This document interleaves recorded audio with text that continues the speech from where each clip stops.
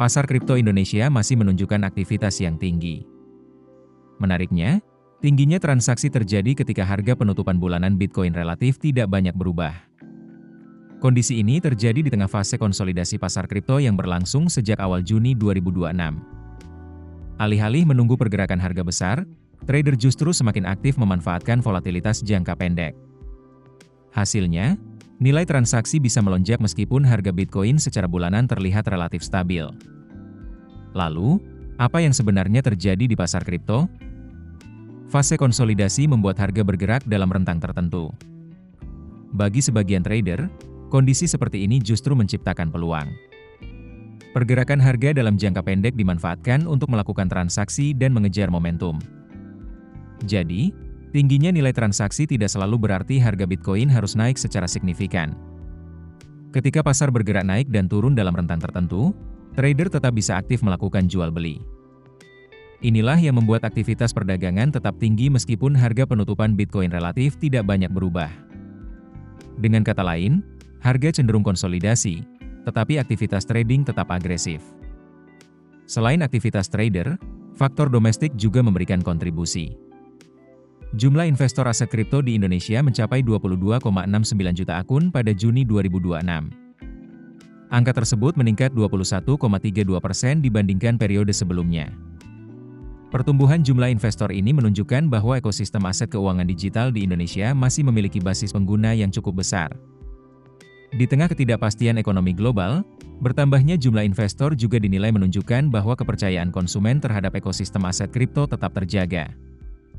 Basis investor yang semakin besar pada akhirnya ikut menopang aktivitas perdagangan aset kripto di pasar domestik. Semakin banyak investor yang masuk ke dalam ekosistem, semakin besar pula potensi transaksi yang terjadi. Namun, aktivitas transaksi tersebut tidak selalu berpusat pada Bitcoin.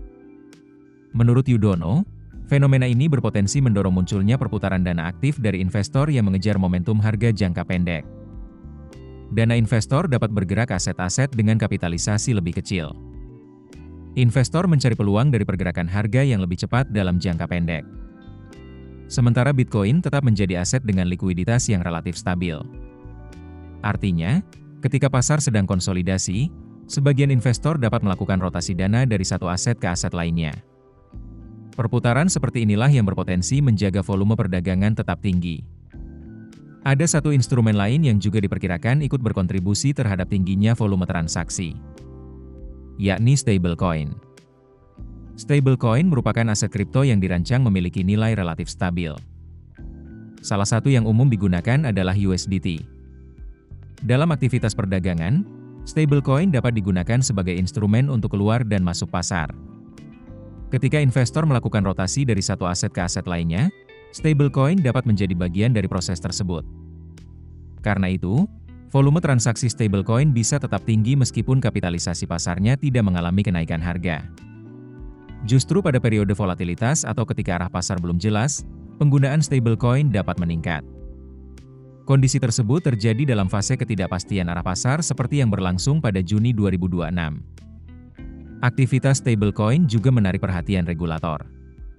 Yudono menyebut, Otoritas Jasa Keuangan atau OJK telah menyebut pengembangan stablecoin sebagai salah satu arah kebijakan yang terus didorong ke depan.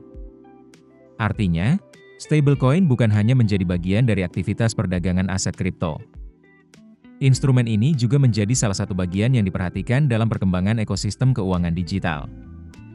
Dengan semakin banyaknya investor dan tingginya aktivitas transaksi, dinamika pasar kripto Indonesia pun semakin kompleks. Download aplikasi Kontan sekarang di App Store atau Play Store.